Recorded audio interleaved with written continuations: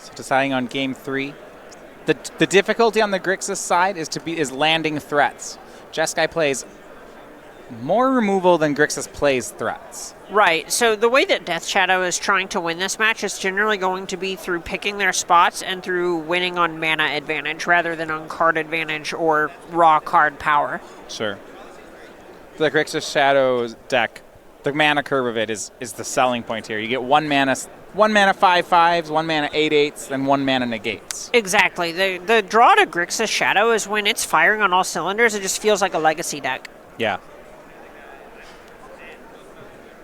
And here we'll go for game number 3.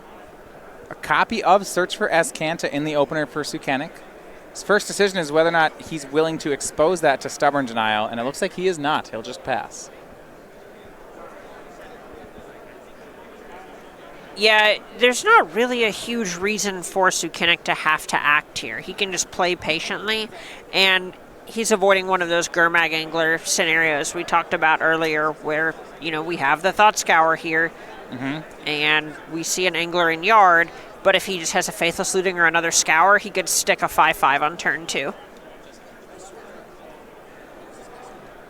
End step Thought Scour there from Kessler. 4 cards in graveyard right now.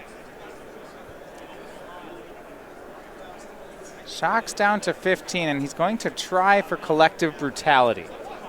This is the kind of thing where, even if it's not a great card, it forces action.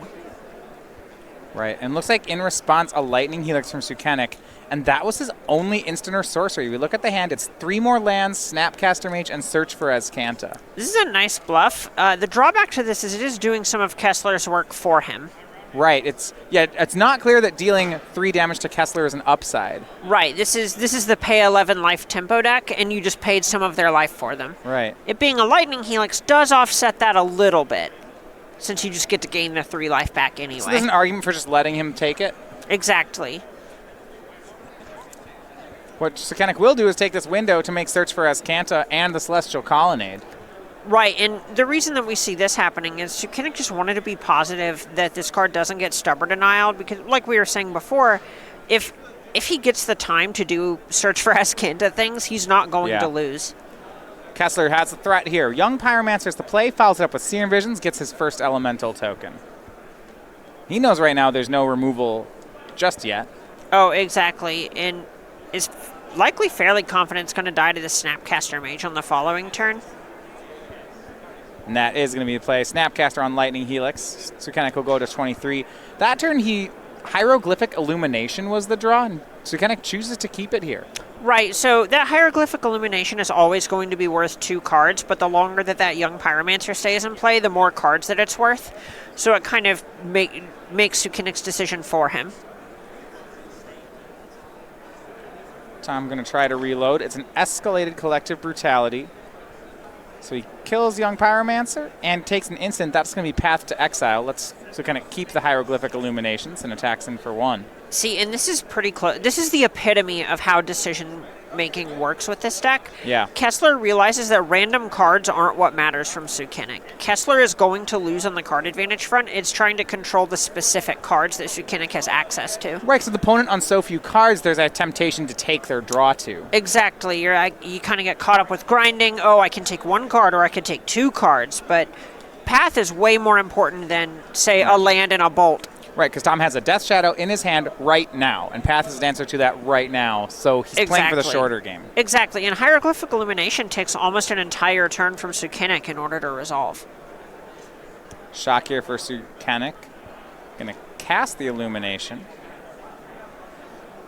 The shocking here before making this play is interesting. It either means he changed his mind or he has something specific. Yeah, he's likely just drawing to another path here, or he already had a path in his hand. Okay. He does have, and his land was Steam Vents.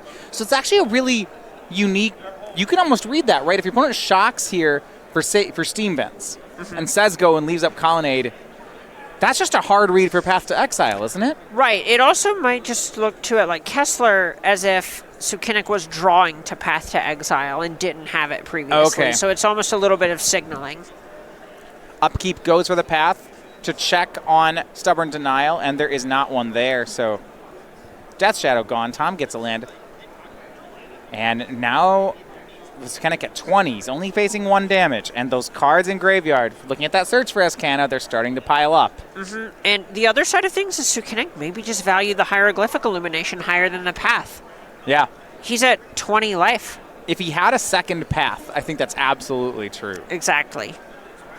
A swing for 1 puts Sukenik to 19. He's got a Electrolyze and looks like a Field of Ruin in hand. This is setting up nicely. This Celestial Colonnade on Sukenik's side of the table can kill Kessler almost before the Ascana flips. Yeah, I'm interested in that to see whether he'll go for it. You see 1 and 1 from the Electrolyze. Because there is that dilemma where you don't want to get Grixis Shadow too low. This is nice. We see Sukenik just kind of taking this Electrolyze to Kessler to say, all right, I'm going to flip Ascanta right now. I don't care what the top card of my deck is. It's going to go ahead and turn my Ascanta into a quote-unquote real card. Right, it transformed to Ascanta, the Sunken Ruin. Jonathan has the land and now has the mana to activate Ascanta. This was the game plan all along. Exactly, and picking up a Cryptic Command off that card is really just kind of turning the corner almost for Sukenik here. Yeah, he has the mana for it. So Kessler's going to try to rebuild, but he is running out of time. He'll start with Faithless Looting, dress into Stubborn Denial and Thoughtseize. That could be a nice power play to get out from under this Cryptic Command. If you say lead on the Thoughtseize, Sukenik goes to Cryptic, you Stubborn the Cryptic, etc.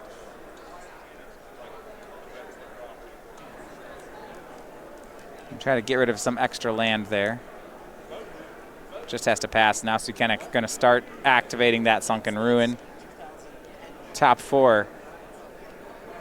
And there are options. A Logic Knot, and that's what he's going to go ahead and grab. Yeah, we're kind of watching the light at the end of the tunnel get brighter and brighter here. Because at this point, Kessler has to cast 3 consecutive meaningful spells that are not instants, now that Sukenik also has a Dispel in his hand. How many relevant spells can Kessler actually draw? And I like this from Jonathan. He could go for the Colonnade, but if there were a card like Dismember in Kessler's hand, he'd get punished. And with active Ascanta, why do anything here? Oh, exactly. Right? See, there's this saying where, you don't, as long as you don't lose, you'll win. Yeah, and Kessler's just hasn't shown a way that he's going to win yet. Exactly, and Sukenik on 6 mana, that's all the mana he needs for this Cryptic into Logic Knot with Dispel backup line.